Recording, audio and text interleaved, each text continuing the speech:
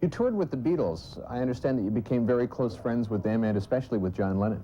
First of all, I became close with all of them at the beginning, and then it narrowed down to John. What was that relationship like?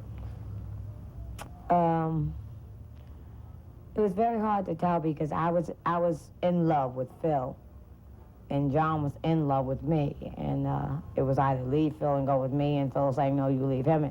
It's like the first tour the Beatles did was in the United States, but I didn't go on that tour. It just said Ronettes, but I wasn't the Ronette. I had to hire a cousin, look-alike cousin, to take my place because Phil was saying either you marry me and you don't go on that tour, and John was saying either you go on that tour and we get together. I mean, so I just chose the one I loved, and I happened to love Phil at the time, so I didn't go on that tour.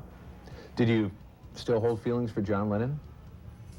Apart from being known as the original queen of rock and roll, Ronnie Spector is undeniably one of the biggest stunners of the 1960s. The cat-eyed siren, dressed in her trademark sky-high beehive and stylish pencil skirt, fronted the legendary Ronettes and mesmerized millions of people, including some of the most well-known artists of her era. Among those seeking for her affections were Jimi Hendrix and David Bowie, but few were as passionate as John Lennon. They had seen us on Sunday night at the London Palladium, and they said, "We have got to meet these girls with the black long hair and slits up the side," Ronnie Spector told People. A luxurious London townhouse hosted a show business party to which both groups were invited. John Lennon made a move on Ronnie even though he was married, and she was linked to Phil Spector, her producer and future husband. "John took me into a room to show me the beautiful lights over London," she remembered. "I said, 'Wow, it's so beautiful.' And he said, 'Yeah, you are.'"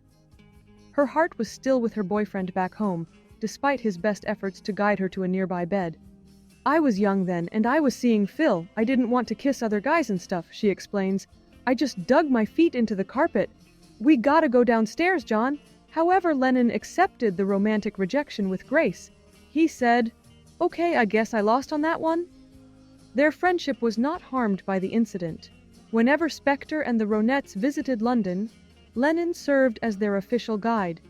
"He was so nice and polite," Ronnie told People in a 2017 interview. "He'd take me to clubs, and he took me to Carnaby Street to get all the t-shirts.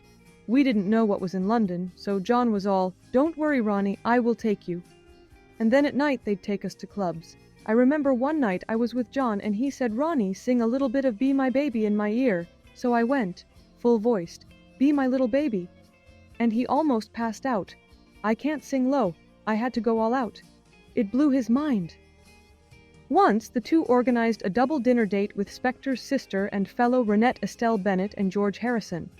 Prior to the mom of the sisters accidentally ruining it, it looked like a great idea.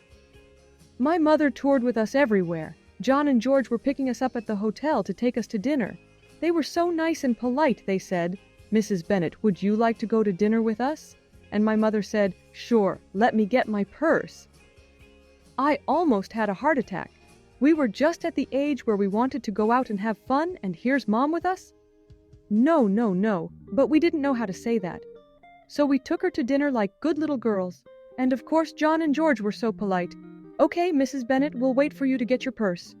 And I'm looking at them. We want to see England without Mom. Ronnie and John stayed in touch even after the Ronettes left England. John called Ronnie a month after they first met to show the Beatles around New York during their US tour. Spector told Rolling Stone, "I remember them coming to New York the first time, and John Lennon called me saying, 'Ronnie, we don't know what to do. We're prisoners here.' They were in either the Warwick or the Plaza Hotel. 'You gotta come up and get us out of here.' They didn't know anybody in America. So me, Estelle, and Nedra, the three Ronettes, would go up there. He said, 'Please bring the 45 records.' So we'd sit there on the floor and listen to records. We had the best time. I remember he got upset because the Supremes came in, because people came in just to take pictures with them. But they were our buddies. We were having fun. I remember George going, 'Oh no, we've got to take a picture.' So they'd get up, leave us, and come right back and sit down on the floor and continue our conversation about rock and roll." The Ronettes and the Beatles remained close after the Beatles invited them to join their 1966 world tour. She made her solo debut on their own label, Apple Records years later.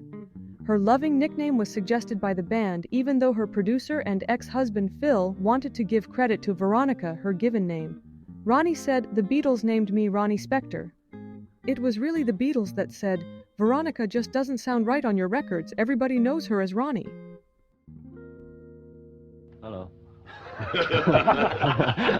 That was Ringo, folks. Well, what can I say? And goodbye You to know. all of us. Well, this is Ringo. Everyone seems to have said everything here, so I'll just sign off by saying cheerio and best of luck from the Beatles.